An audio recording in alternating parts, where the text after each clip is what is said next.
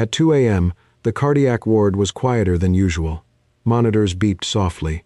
Hallway lights were dimmed. Most patients had finally drifted to sleep. Except for one. George Carter, 82 years old, sat upright in his hospital bed, breathing too fast. His hands trembled as he searched the room with frightened eyes. "No," his voice cracked. "Emma." He looked toward the empty doorway. "Emma." The nurse at the station hurried inside. "Mr. Carter?" George didn't seem to hear her. "Emma." Another nurse arrived. Neither of them knew who Emma was.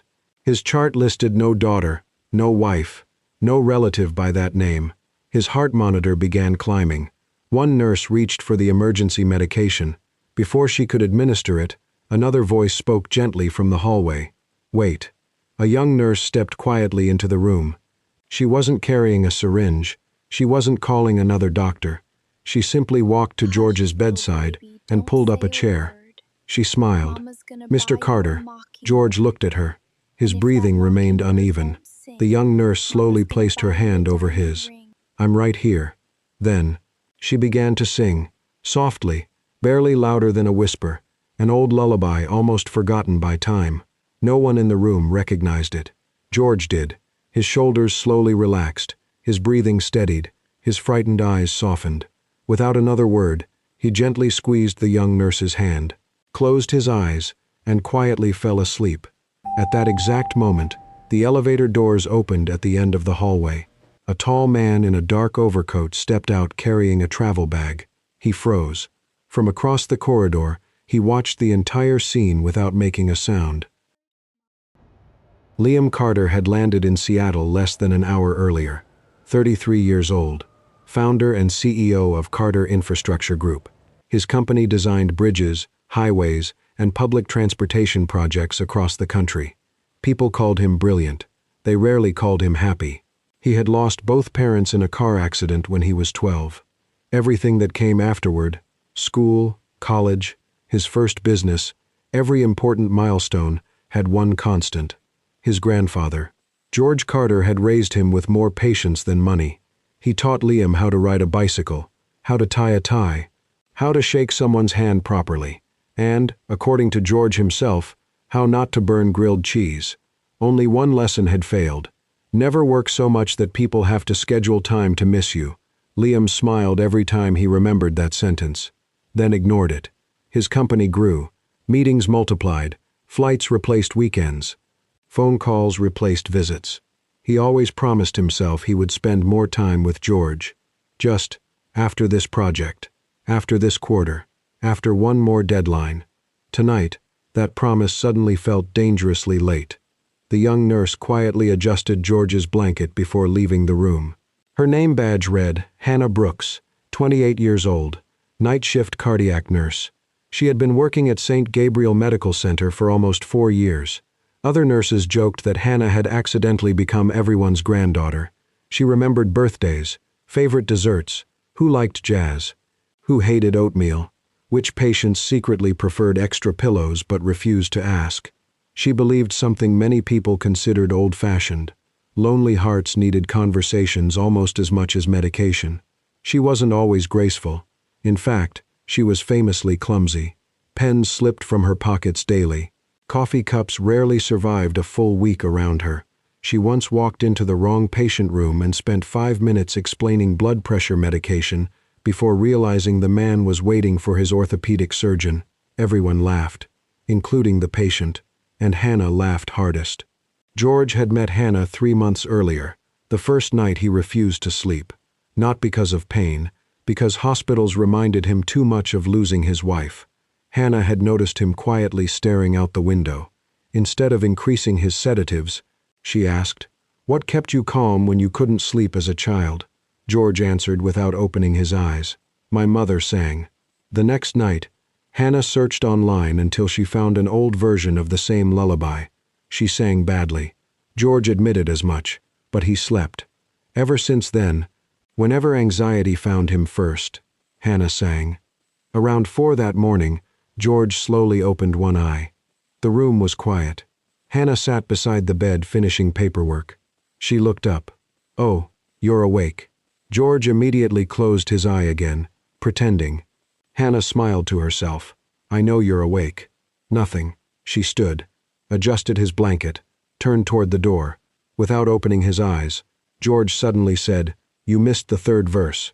Hannah froze, then burst into laughter. "You were pretending to sleep?" George opened both eyes proudly. "I had to verify your consistency. You tricked me. I'm 82. I've earned entertainment." Hannah shook her head.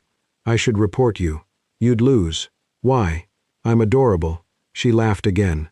"I'll let the cardiologist decide that." George grinned like a mischievous schoolboy. Outside the room, Liam finally walked in. George noticed him immediately. "My favorite overworked executive." Liam bent down and hugged him carefully. "I came as fast as I could." George smiled warmly. "I know. You flew overnight. You didn't have to. I wanted to." George studied his grandson's tired face. "You still look like someone who thinks coffee is a personality." Liam chuckled quietly. "It isn't? No. It's a warning sign." Even Hannah couldn't hide a smile. She quietly excused herself to give them privacy. Liam turned slightly. "Excuse me." But she was already halfway down the hallway. Another nurse handed Hannah a chart. A patient in room 418 needed assistance. Her shift was almost over. Within minutes, she disappeared into the maze of hospital corridors. Liam looked after her. He realized something surprising. He didn't know her name. He hadn't thanked her. He hadn't even seen her face clearly for more than a few seconds. All he really remembered was her voice, soft enough to calm fear, warm enough to make an old man sleep. Somehow, that voice stayed with him long after the hallway had fallen silent. And for reasons Liam couldn't yet explain, he found himself hoping he would hear it again. After that night, Liam Carter began coming to the hospital more often. At least, he tried. He moved meetings, delayed flights, took calls from the parking garage, signed contracts from the waiting room, with his laptop balanced on one knee and hospital coffee slowly destroying his faith in humanity. But somehow, he kept missing Hannah. When Liam arrived at 6 in the morning, Hannah had just finished her shift and gone home. When he came at midnight, she had been called to another floor. When he returned after lunch, George cheerfully informed him that the singing nurse only worked nights, because apparently hospitals enjoyed turning human schedules into riddles. Liam never said he was looking for her. George never said he noticed, which meant George definitely noticed. The old man made it his new personal project. At dinner, he began eating slowly, painfully slowly. One spoonful of soup could take him 4 minutes if he believed Hannah might pass by. Liam watched him one evening, suspicious. "Grandpa," George looked up innocently. "Yes? You've been chewing pudding for 30 seconds. I believe in respecting texture. It's pudding. All food has dignity." Liam narrowed his eyes. George took another microscopic bite, then glanced toward the hallway. Hannah did not appear. Another nurse walked past. George sighed and suddenly finished the pudding in 3 bites. Liam leaned back. "You were stalling. I was dining. You were matchmaking." George's eyes widened in false shock. "At my age, I barely have the energy to manipulate medication schedules." That wasn't a denial. It wasn't meant to be. The next night, George tried again. He requested tea, then a second blanket, then claimed his socks felt philosophically uneven. By the time Liam understood what was happening, Hannah's shift had ended 10 minutes earlier. George looked deeply disappointed. Liam stood beside the bed, arms folded.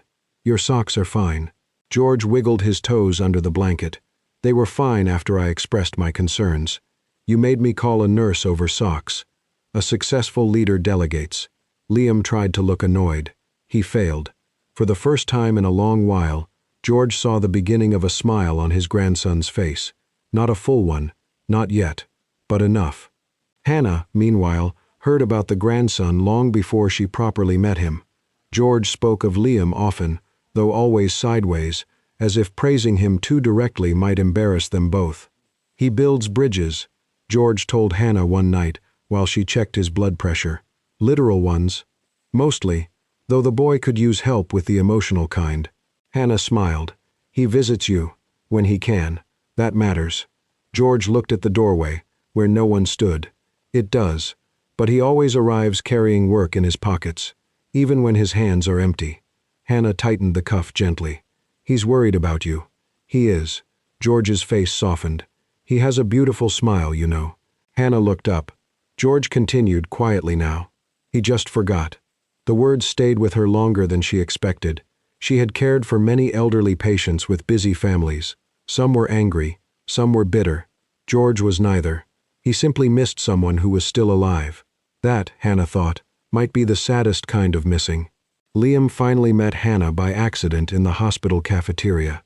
It was nearly 1 in the morning. He had come from a late project review and found George asleep.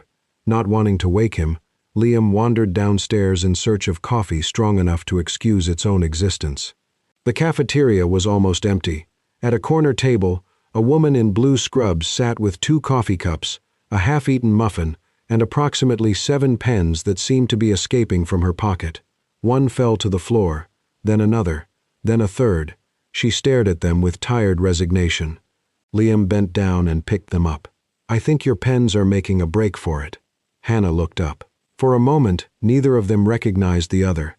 Then she laughed softly. "They do this when morale is low." He handed them back. "Do pens have morale?" "Mine do. They work nights." That made him smile. A real one, brief but unmistakable. Hannah noticed. Something about that smile felt strangely familiar, as if someone had described it to her before. Liam gestured toward the chair across from her. "May I?" "Only if you're not planning to judge the coffee." "I was planning to file a complaint with whoever heard it." She pushed one of the cups toward him. "Then you'll need evidence." He sat. For 20 minutes, they talked without knowing who they were to each other. Liam assumed she was visiting a patient because her badge had flipped backward beneath her cardigan. Hannah assumed he was someone's tired family member, which was true, but not nearly enough. They talked about hospital coffee, bad vending machine choices, and the strange emotional danger of being awake after midnight. Liam learned she worked with elderly patients, though she didn't mention George by name. Hannah learned he designed bridges, though he said it almost apologetically, as if admitting he spent most of his life thinking about steel instead of people. "You must like building things that last," she said. Liam looked into his coffee. "I used to. And now?" He gave a small shrug. "Now I'm starting to wonder if I've been building the wrong things." Hannah did not rush to answer. That was what Liam noticed most. She gave silence room to breathe. When her pager finally buzzed, she stood too quickly, knocking one pen to the floor again. Liam picked it up. She smiled. "Thank you, mysterious coffee witness." "Liam, Hannah." Her name landed quietly inside him. Before he could say more, she hurried away. Only after she disappeared into the elevator did Liam realize something. He still had no idea whether she was the singing nurse, but he hoped she was. 2 nights later, everything changed. Liam was in the parking garage taking a call when his phone vibrated with an alert from the hospital. George's room. Urgent. He ended the call mid-sentence and ran. By the time he reached the cardiac ward, doctors and nurses were already moving quickly in and out of George's room. His grandfather lay unconscious on the bed, pale and still, and beside him, holding his hand, was Hannah. Not calm now, not professional in the polished way nurses learn to be. Her eyes were wet. Her other hand rested gently against George's shoulder, as if she could anchor him there by touch alone. "Stay with us," she whispered. "Come on, Mr. Carter. You promised to correct my singing." Liam stopped in the doorway. The sight hit him harder than the machines. Hannah was crying. Not like a nurse, like family. For one confused, painful second, Liam thought she must be someone important to George. A niece, a hidden relative, someone he had failed to know about because he was always too late. Hannah looked up and saw him. Her face changed. Liam, hearing his name in her voice, broke the spell. He stepped forward, fear tightening his chest. "What happened?" "We're stabilizing him," she said quickly, wiping her cheek with the back of her hand. He had a sudden rhythm change. "The doctor's here. He's responding." Liam looked from her hand on George's to her tears. "You know him?" Hannah blinked, then understood what he meant. "Yes." Her voice trembled. "I'm his night nurse." The words settled between them. Night nurse. The woman from the cafeteria. The woman with runaway pens. The woman George had tried so hard to make him meet. The woman who sang him to sleep. Liam looked at his grandfather. then back at Hannah. For the first time, he understood that while he had been arriving late with excuses and coffee cups, this woman had been there through the darkest hours, holding George's hand, learning his fears, remembering his songs, crying when he nearly left. And the realization filled Liam with something too complicated to name, and the beginning of a feeling he was not ready for, because Hannah Brooks had become important to his grandfather before Liam even knew her name, and somehow, in one terrible hospital room, she had become important to him too. George survived the night. By morning, his heart rhythm had stabilized, his color had returned, and his first whispered complaint was that the hospital oatmeal looked morally defeated. Liam nearly laughed and cried at the same time. The doctors called it a warning. Not the end, not yet, but a reminder that George's condition could change quickly, especially under stress and exhaustion. Hannah stood at the foot of the bed during the update, professional again, though Liam could still see the redness around her eyes. When the doctor left, Liam remained beside George's bed, unable to shake the image of Hannah holding his grandfather's hand, like she had been holding him there for months. Later that afternoon, while George slept, Liam found the care binder on the small table near the window. He opened it without thinking. Medication notes, night observations, changes in appetite, episodes of confusion, small comforts that helped him sleep. And again, one name appeared in the margins. H. Brooks, patient anxious at 2:10 a.m., sat with him until breathing slowed. Patient asked for old bridge stories. Listened for 40 minutes. Patient refused soup, accepted after singing. Patient mentioned missing grandson, reassured gently. Liam stopped reading. His throat tightened. For months, Hannah had been documenting more than care. She had been witnessing his grandfather's loneliness, the kind Liam had been too busy to see. When Hannah entered quietly to check the monitor, Liam turned toward her. "You were here all this time." She paused. "I work nights." "That's not what I mean." Her face softened. She looked at George, then back at Liam. He didn't like being alone after midnight. Liam closed the binder slowly. "And I let him be." Hannah did not rush to comfort him. Maybe that was why her eventual answer mattered. "You're here now." He looked at her. She smiled gently. "That counts too." George recovered enough by the third day to resume interfering in other people's lives. He began with breakfast. A tray of plain porridge arrived from the cafeteria. Liam tried to feed him a spoonful, because the doctor insisted George needed to eat. George tasted it. His expression became tragic. "This is not food. It's porridge. It is wallpaper paste with ambition." Liam closed his eyes. "Grandpa." George pointed weakly toward Hannah, who had just entered with fresh water. "She makes it better." Hannah froze. "I do not make porridge." George nodded. "Exactly. That's why yours is better." Liam looked at her. Hannah lifted both hands. "I am not part of this conspiracy." George leaned back, enjoying himself. "You should marry someone who can cook." Liam choked on air. Hannah's eyes widened. George looked between them. "What?" "I'm sick, not blind." Liam set down the spoon. "You need rest." "I need seasoning." Hannah turned away, pretending to adjust the IV tubing so no one would see her smile. George, of course, saw it. He saw everything. After that night, Liam started waiting for Hannah when her shift ended. The first time, she found him outside the hospital entrance at dawn, holding 2 coffees. She looked suspicious. "Is one of those a bribe? Peace offering? For what?" "For assuming you were family before realizing you were the reason he still felt like he had some." That made her go quiet. She accepted the coffee. They walked together to the staff parking lot while the city slowly woke around them. At first, the conversations were light. Bad cafeteria muffins. George's suspicious hatred of oatmeal.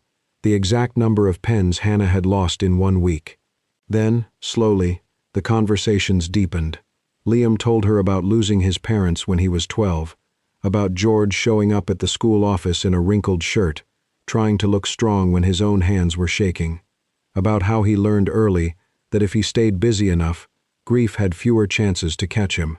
Hannah told him about becoming a nurse after caring for her mother through a long illness, about how hospitals scared her at first, about realizing that some patients did not need someone fearless beside them, they needed someone honest enough to sit in the fear with them. Liam listened to her the way he listened to no one else. and Hannah noticed. Of course she did. One rainy morning, her shift ended during a downpour. She stepped outside without an umbrella and laughed tiredly at the sky. Perfect. Even the weather has night shift energy. Liam, standing near the entrance, immediately removed his coat and placed it around her shoulders. Hannah looked up. You'll get soaked. I've survived worse. You build bridges. That doesn't make you waterproof. No, but it makes me stubborn. She smiled, pulling his coat closer. The hospital awning sheltered them from most of the rain, but not from the quiet that suddenly opened between them. Liam looked at her face, pale with exhaustion, soft beneath the morning light, beautiful in a way that had nothing to do with trying. For weeks, he had been grateful to her. Then dependent on seeing her, then quietly afraid of how much peace her presence gave him. Now there was no pretending. He lifted one hand slowly, giving her time to step away, and brushed a raindrop from her cheek. Hannah, her breath caught. Yes? His voice was barely above a whisper. May I? She understood, and after one heartbeat, she nodded. The kiss was brief, gentle, almost careful enough to hurt. His lips touched hers beneath the hospital awning, while rain fell beyond them, and for a few seconds, the world became strangely still. No monitors or alarms, no fear of being too late. Only warmth and breath, only the quiet beginning of something neither of them had expected to find in a place built around endings. When they pulled apart, Hannah looked down, smiling shyly. Liam rested his forehead lightly against hers. I've wanted to do that since the cafeteria. She laughed softly. That was the night I dropped 3 pens. 4. You counted? I'm observant. You're strange. I've been told. She smiled again, but there were tears in her eyes now. Not sad ones. The kind that come when life offers something beautiful at the worst possible time. 3 days later, Hannah received the email. She opened it in the staff break room during a quiet hour before dawn. A specialized cardiac nursing fellowship in California. 1 year. Fully funded. A program she had applied to months earlier, never expecting to be chosen. Her hands trembled as she read the acceptance letter. It was everything she had worked toward. Advanced training, better opportunities, a chance to grow beyond night shifts and borrowed coffee. She should have been only happy. Part of her was. But when she stepped back into George's room, Liam was sitting beside the bed, reading aloud from an old book of bridge designs, while George pretended not to enjoy it. Hannah stopped in the doorway. Liam looked up and smiled at her. That smile George had once described, the one he had forgotten. It was back now, and Hannah realized, with a painful little twist in her chest, that she had become part of the reason. George noticed the envelope in her hand. His expression changed slightly. He knew. Somehow, as always, he knew, but Liam did not yet. Hannah folded the email printout and slipped it into her pocket before entering the room. She smiled. She checked George's vitals. She laughed when he complained that Liam read technical footnotes with no drama. And she said nothing about California, because for the first time in her life, the dream she had been waiting for felt less like an escape and more like a goodbye she was not ready to say. George knew about California before Liam did. Hannah never told him directly. She didn't have to. George noticed the folded paper in her pocket, the way her smile paused half a second too long, and how she looked at Liam when he wasn't watching. For 3 nights, George said nothing. Then, on the 4th, while Hannah adjusted his blanket, he murmured, 1 year is not forever. Hannah's hand stilled. She looked at him. George's eyes remained closed, but the corner of his mouth lifted. I was old before you were born, child. I know the face of someone packing her heart before her suitcase. Hannah sat quietly beside him. I haven't told him. I know. I don't want to hurt him. George opened his eyes. Then don't lie to him for too long. She swallowed. I'm scared if I go, I'll lose this. George looked toward the hallway, where Liam was arguing softly with a vending machine that had stolen his dollar. A fond smile crossed the old man's face. Love that disappears because of distance was not love. It was convenience. Hannah's eyes filled. And if he asks me to stay, George's voice softened, then make sure he asks, because he loves you, not because he's afraid. That was the last advice George gave her as a patient. 2 days later, he was discharged. Liam wanted to hire a private nurse. George refused. Liam wanted to install 3 new monitoring systems. George refused 2 and negotiated 1. Liam wanted to move into the guest room. George stared at him for 5 seconds and said, "You snore like construction equipment." Still, he agreed to come home under one condition: a small dinner. No business calls, no hospital food, no oatmeal pretending to be edible. Hannah arrived that evening with flowers and a casserole she swore she had not made herself. George examined it suspiciously. "Did you cook this?" "No." "Good. Then it has a chance." Liam laughed from the kitchen doorway, and Hannah looked over just in time to see it. The smile George had once described. Beautiful, still a little rusty, but real. They ate at George's small dining table, not in some grand room, but in the warm kitchen of the house where Liam had grown up. There were framed photos on the walls, old bridge sketches in the study, and a crooked wooden birdhouse in the backyard that Liam denied building badly as a child. George told the story anyway. Hannah laughed until Liam covered his face. After dinner, George asked Hannah to help him to the porch.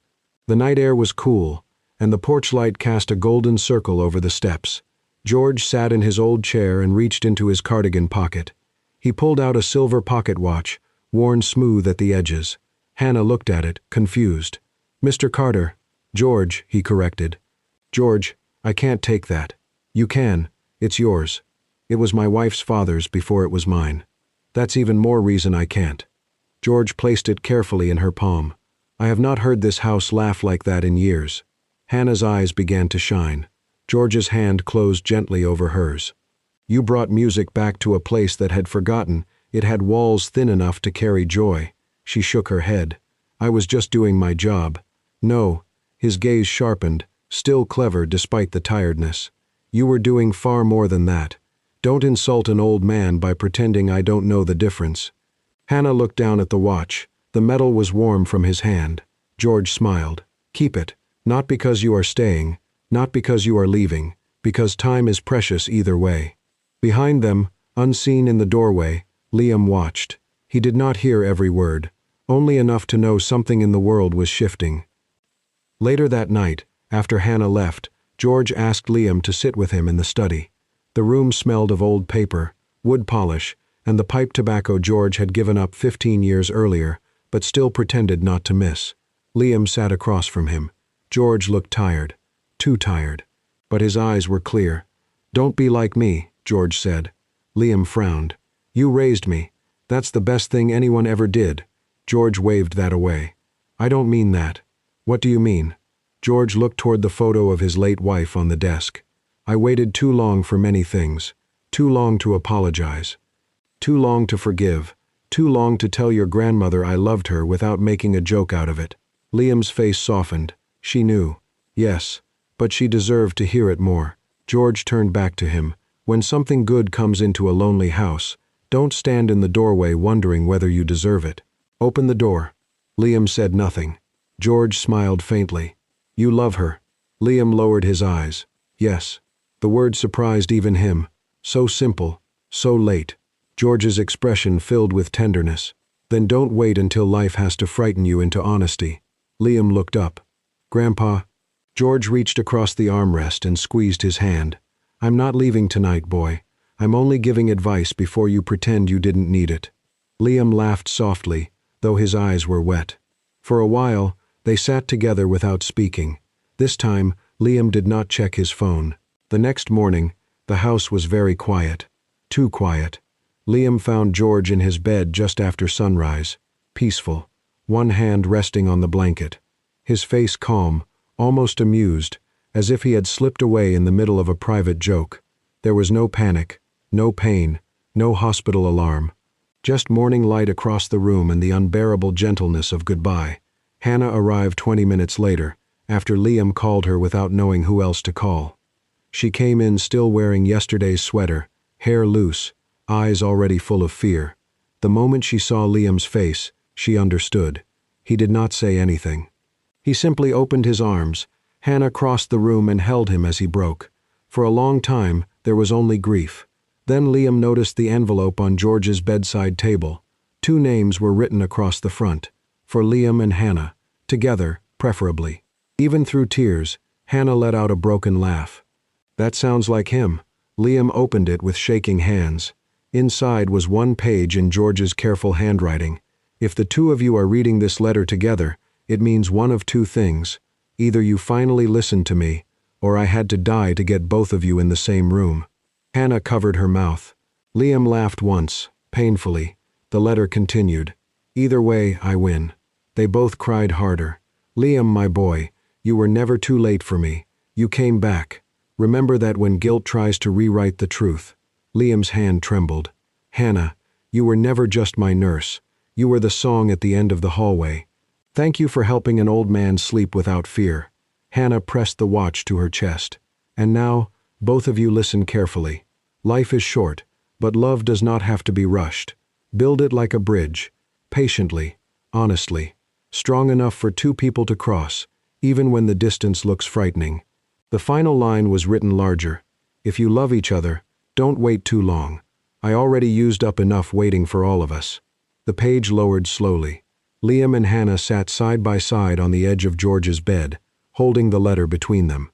Outside, morning light filled the room.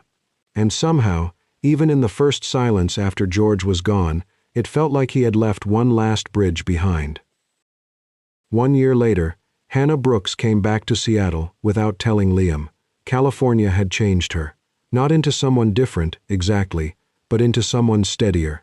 She had learned more, worked harder, cried less often in supply closets, and carried George's pocket watch in her bag every day, like a small silver reminder that time was precious either way.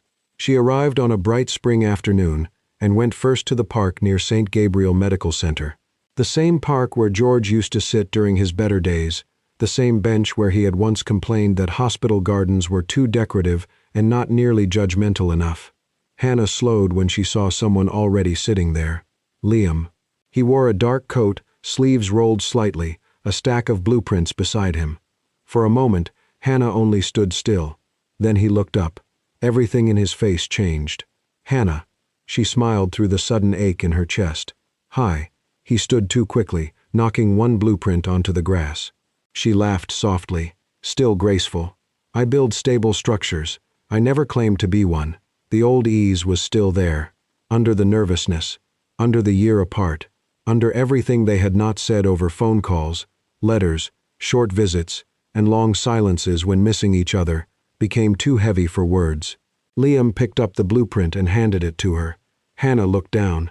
It was a design for a pedestrian bridge crossing the small creek that separated the hospital from the park. At the top, in clean lettering, was the name George Bridge. Hannah's eyes filled instantly. Liam, he looked toward the creek. Grandpa always said the most beautiful thing about a bridge wasn't the bridge itself, she remembered. Her voice trembled. It was helping two people meet. Liam nodded. I started designing it after you left. At first, I thought it was for him. He looked back at her. Then I realized it was for us too. Hannah held the blueprint against her chest. I didn't know if you'd still be here. I was. You didn't ask me to come back. I wanted to. Why didn't you? He gave a small, honest smile. Because George told me not to build cages and call them bridges. Hannah laughed through tears. That sounds like him. Liam stepped closer. He gave you the watch. She nodded and reached into her bag. The silver pocket watch rested in her palm, worn and familiar.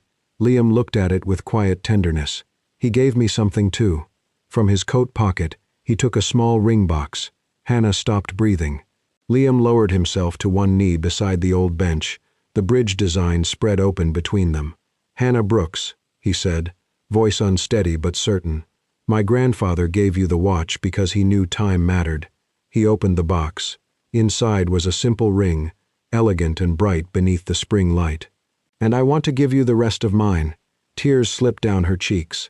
I don't want to rush you. I don't want to ask you to give up your dreams. I just want to build a life that's strong enough for both of them. Hannah pressed one hand to her mouth. Liam looked up at her. Will you marry me? For a second, she could not speak. Then she laughed and cried at once. Yes. Liam stood, and she threw her arms around him. The kiss that followed was warm, full of relief, and nothing like goodbye. Weeks later, The George Bridge opened on a clear morning. Doctors, nurses, patients, families, and neighbors gathered as Hannah and Liam cut the ribbon together. The first people to cross were an elderly couple holding hands. Then a little girl ran across laughing, her father chasing behind her. Hannah leaned into Liam's side. In her hand, George's watch ticked softly. The camera pulled back as people crossed the bridge in both directions, carrying flowers, coffee cups, hospital discharge papers, and ordinary hopes. And over it all, the memory of one old man seemed to smile. Some people spend their whole lives building bridges. George only needed one.